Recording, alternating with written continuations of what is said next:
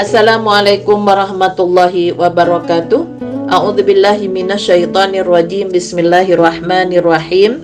Alhamdulillahilladzi arsala rasulahu bil huda wa dinil haqqi liyudhhirahu 'ala dini kullih wa kafa billahi syahida. Asyhadu an la ilaha illallah wahdahu la syarikalah wa asyhadu anna Muhammadan abduhu wa rasuluhu la nabiyya ba'dah. Pemirsa dan pendengar yang dirahmati oleh Allah, umat Islam dikatakan oleh Allah sebagai umat yang tengah. Pada Quran surat Al-Baqarah ayat 143, wa kadzalika ja'alnakum ummatan wasatan litakunu syuhada'a 'alan nasi wa yakuna rasulu 'alaikum syahida. Dan demikian pula kami telah menjadikan kamu umat Islam, umat pertengahan, agar kamu bisa menjadi saksi atas umat manusia, sebagaimana juga Rasul Muhammad sallallahu alaihi wasallam telah menjadi saksi atas kamu sekalian. Jika takwa dalam kaitannya dengan keadilan dan jalan tengah, maka menjadi saksi atas umat manusia itu artinya kita harus mampu menempatkan diri begitu rupa dalam menilai umat manusia, sehingga kita bisa melihatnya secara adil. Pada salah satu istilah dalam Al-Quran tentang keadilan atau tengah menggunakan kata al-qist. Pada Quran surat Al-Maidah ayat 42, innallaha yuhibbul muqsitin. Sesungguhnya Allah itu mencintai mereka yang menempuh jalan tengah.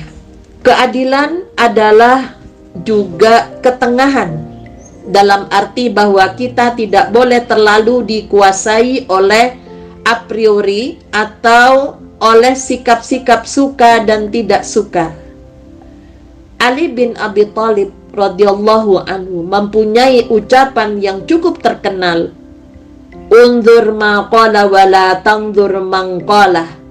Perhatikan apa yang dikatakan, jangan perhatikan siapa yang mengatakan.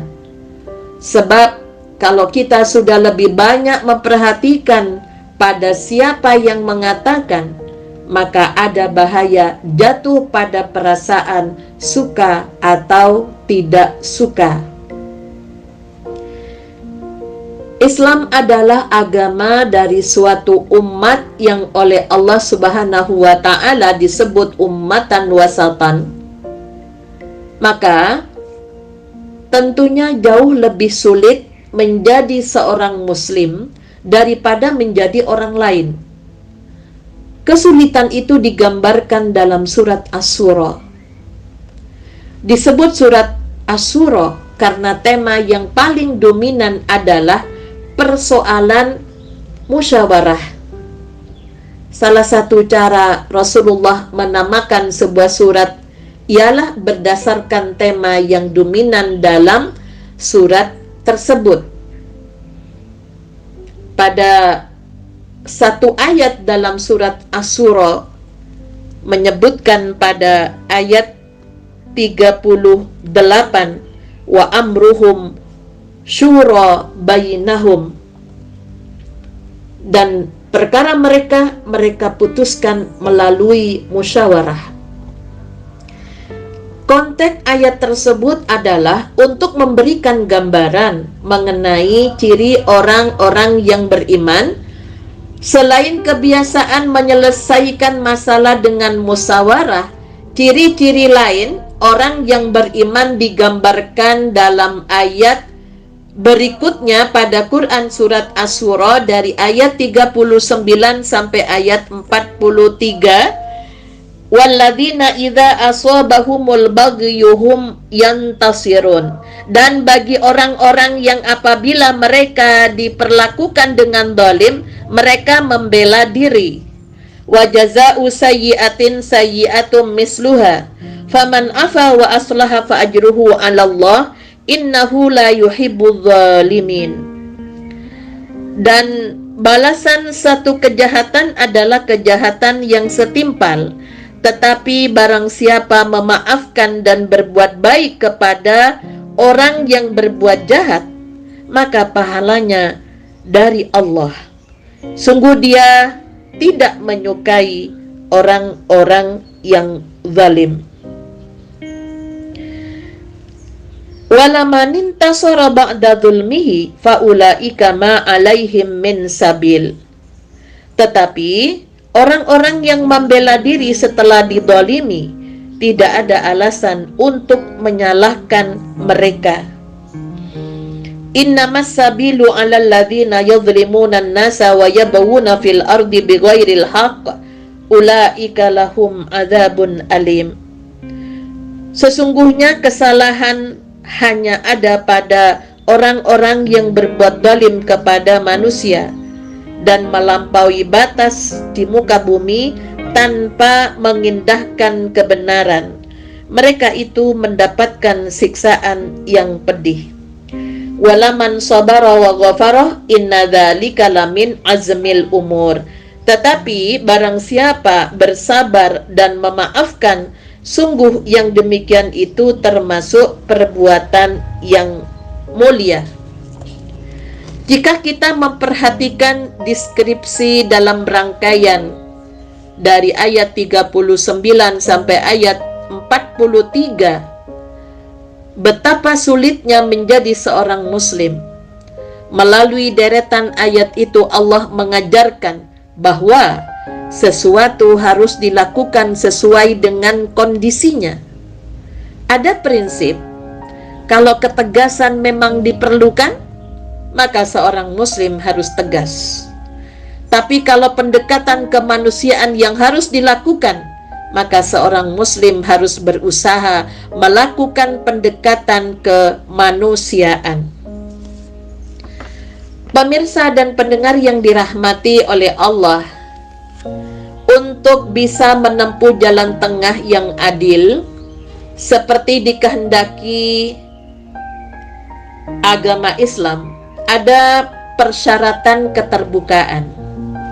Musyawarah itu sendiri sudah mengindikasikan pensyaratan keterbukaan, yaitu keterbukaan untuk mendengar perkataan orang lain.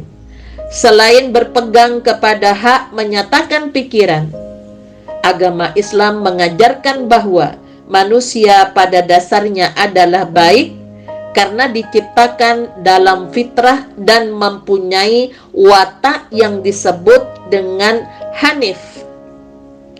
Sehingga setiap orang mempunyai potensi untuk benar dan baik. Maka setiap orang harus diberi hak untuk menyatakan pikirannya. Sebaliknya, manusia diciptakan sebagai makhluk yang dhaif, yang lemah. Wa khuliqal insanu dhaifan. Dan manusia diciptakan sebagai makhluk yang lemah. Karenanya setiap orang yang mempunyai potensi untuk membuat kekeliruan. Rasulullah sallallahu alaihi wasallam bersabda, "Kullu bani Adama khata'un wa khairul khata'ina at-tawwabun." Setiap anak cucu Adam adalah pembikin kesalahan, dan sebaik-baik orang yang salah ialah mereka yang bertaubat.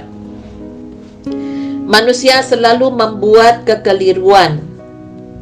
Membuat kekeliruan adalah suatu hal yang manusiawi. Maka kita harus selalu bersedia mendengarkan pendapat orang lain. Inilah yang disebut musyawarah, berasal dari kata syarah, artinya mengisyaratkan. Maka musyawarah secara kebahasaan artinya saling memberi isyarat. Musyawarah sekaligus mengasumsikan hak yang sama antara mereka yang ikut serta di dalam musyawarah. Berkaitan dengan ini, Allah menegaskan bahwa Ia sangat menyukai orang-orang yang terbuka. Pada Quran surat Az-Zumar ayat 17 sampai ayat 18, Fabashir ibadi alladhi yastami'unal qawla fayattabi'una ahsanahu ulaika alladhina hadahumullahu wa ulaika hum ulul albab. Berilah kabar gembira kepada hamba-hambaku yang suka memperhatikan suatu pendapat, kemudian mengikuti mana yang terbaik dari pendapat itu.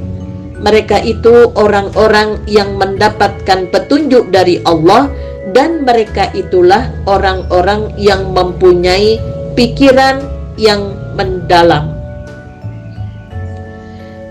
Maka keadilan terkait dengan keterbukaan, dan keterbukaan terkait dengan musyawarah.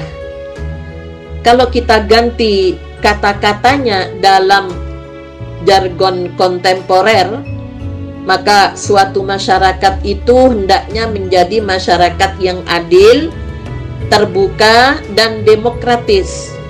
Itulah sebetulnya masyarakat madani atau civil society, yaitu suatu masyarakat dengan civility, keadaban, sebagaimana pernah dilakukan oleh Rasulullah dengan proyek mendirikan kota Yasrib yang berubah menjadi kota Madinah. Maka kembali, jika kita lebih menegaskan bahwa dasar hidup yang benar ialah takwa. Dalam hal ini, Founding Father negara kita mengikuti suatu kebijakan yang luar biasa dengan memasang klausul bahwa negara berdasarkan ketuhanan yang Maha Esa dalam Undang-Undang Dasar. Sedangkan dalam Al-Quran, perkataan asas terdapat dalam ayat 109 pada Quran surat At-Taubah. Afaman assasa bunyanahu ala taqwa minallahi wa ridwanin khairun amman assasa bunyanahu ala safa jurufin harin fanhara fi nari jahannama wallahu la yahdil qaumadz zalimin. Maka apakah orang-orang yang mendirikan masjidnya di atas dasar takwa kepada Allah dan keridhaannya itu yang baik?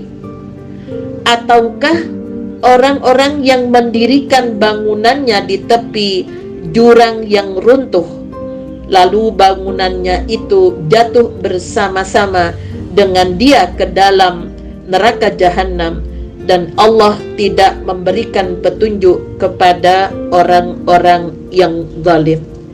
Jadi ayat ini terkait dengan bangunan Masjid Dirar pada waktu itu yang dibangun bukan atas iman kepada Allah dan mencari ridhonya, tapi dibangun atas dasar kemunafikan.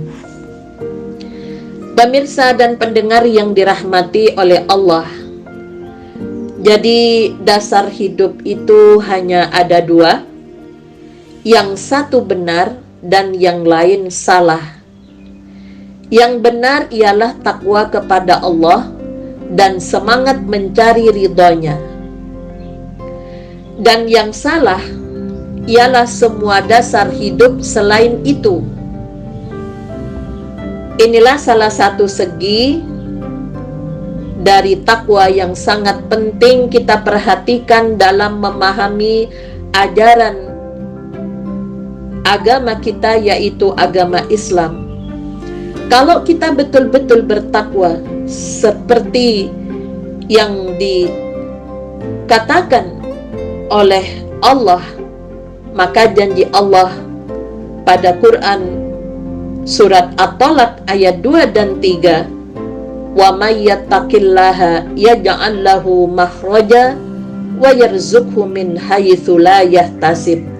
Barang siapa bertakwa kepada Allah, maka Allah pasti akan memberikan jalan keluar dari kesulitannya, dan Allah akan memberikan rizki dari jurusan yang tidak terduga. Pemirsa dan pendengar yang dirahmati oleh Allah, untuk itulah prinsip musyawarah di mana potensi negatif diminimalkan dan potensi positif kita maksimalkan dengan berupaya untuk keadilan, memberikan hak bicara dan hak untuk mendengar. Hal ini tentunya dimulai dari unit terkecil, yaitu keluarga. Sehingga jika keluarga umat Islam sudah bisa mengeterapkan yang namanya keadilan dengan mengedepankan musyawarah, kemudian dalam satu keputusan apapun disertai dengan memohon pertolongan kepada Allah dengan cara salat istikharah, maka kebiasaan-kebiasaan memutuskan sesuatu yang dilakukan dengan dasar-dasar takwa kepada Allah Subhanahu wa Ta'ala, tentunya Allah senantiasa memberikan solusi di dalam perjalanan kehidupan kita, sehingga kita menjadi pribadi yang solih, kemudian keluarga sakinah, dan masyarakat yang tentunya yang kita idamkan adalah baldatun thayyibatun wa rabbun ghafur. Nasrum minallah wa fathun qarib abasyiril mu'minin. Walhamdulillahi rabbil alamin. Assalamualaikum warahmatullahi wabarakatuh.